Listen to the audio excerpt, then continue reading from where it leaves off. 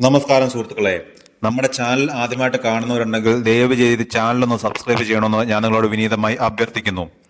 മലയാള സിനിമയുടെ ശരിക്കുമുള്ള തലവര തെറിഞ്ഞ വർഷമാണ് 2024 എന്ന് വേണമെങ്കിൽ നിസ്സംശയം പറയാം.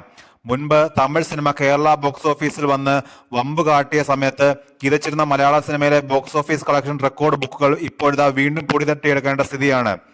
നിലവിൽ തിയേറ്ററുകളിൽ നിറഞ്ഞോടുന്ന 3 പ്രധാന മലയാള ചിത്രങ്ങൾ ചേർത്ത് കളക്ഷൻ 180 കോടിയിലധികം വരുമെന്നാണ് കണക്കുകൾ വ്യക്തമാക്കുന്നത്. പ്രേമലു, ഭ്രമയുഗം എന്നിവ അടുത്തടുത്ത ആഴ്ചകളിൽ ഇറങ്ങി 50 കോടി ക്ലബിൽ കടന്നു. അതിൽ പ്രേമലു ഇപ്പോഴും തിയേറ്ററുകളിൽ കാര്യമായി ആളുകളെ എത്തിക്കുന്നുണ്ട്, പ്രത്യേകിച്ച് യുവ പ്രേക്ഷകരെ. ഭ്രമയുഗമാവട്ടെ പല സെന്ററുകളിലും ഇപ്പോഴും ഹോൾഡ് ചെയ്യുകയാണ്.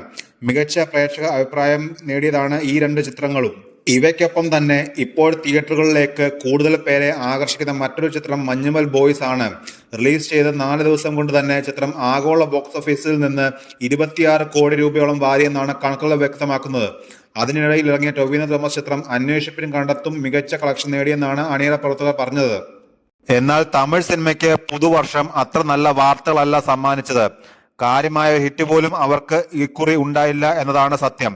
തമിഴ്നാട്ടിലെ ഏറ്റവും വലിയ ആഘോഷ സീസണായ പൊങ്കലിന് ഇറങ്ങിയ ശിവകാർത്തികേയന്റെ സയൻസ് ഫിക്ഷൻ ചിത്രം അയലാനും ധനുഷിന്റെ പീരിയഡ് ഡ്രാമ ക്യാപ്റ്റൻ മില്ലറും പ്രതീക്ഷിച്ച നിലവാരത്തിലേക്ക് ഉയർന്നില്ല.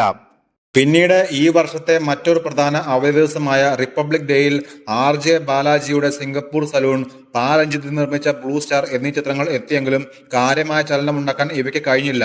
ബ്ലൂ സ്റ്റാർ നിരൂപക പ്രശംസ നേടാൻ കഴിഞ്ഞെങ്കിലും ബോക്സ് ഓഫീസിൽ വലിയ നമ്പർ സൃഷ്ടിക്കാൻ കഴിഞ്ഞില്ല. ഫെബ്രുവരിയിൽ തമിഴ് സിനിമാ ലോകം ഏറെ പ്രതീക്ഷയോടെ കണ്ട ചിത്രമായിരുന്നു തലൈവർ അതിഥിവേഷത്തിലെത്തിയ ലാൽ സലാം. എന്നാൽ ചിത്രം ഒരു ബോക്സ് ഓഫീസ് ദുരന്തമായി മാറി. 90 കോടിയോളം ചെലവാക്കി എടുത്ത ചിത്രം മുടക്കുമുതലിന്റെ 50% പോലും നേടാതെയാണ് കളം വിട്ടത്. അടുത്തിടെ തമിഴ് സിനിമയിലെ ഏറ്റവും വലിയ പരാജയ ചിത്രങ്ങളൊന്നായി ചിത്രം മാറുകയും ചെയ്തു.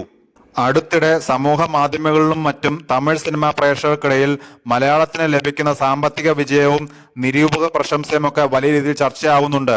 ഒരു വൈറൽ എക്സ് പോസ്റ്റിൽ ഡിയർ മോളിവുഡ് ഒന്ന് പതുക്കെ പോകൂ, ഈ വർഷം 2 മാസമേ ആയുള്ളൂ എന്നാണ് പ്രേമലു, ഭ്രമയുഗം, മഞ്ഞുമൽ ബോയ്സ് ചിത്രങ്ങളുടെ പോസ്റ്ററുകൾ ചേർത്തുകൊണ്ട് പറയുന്നത്.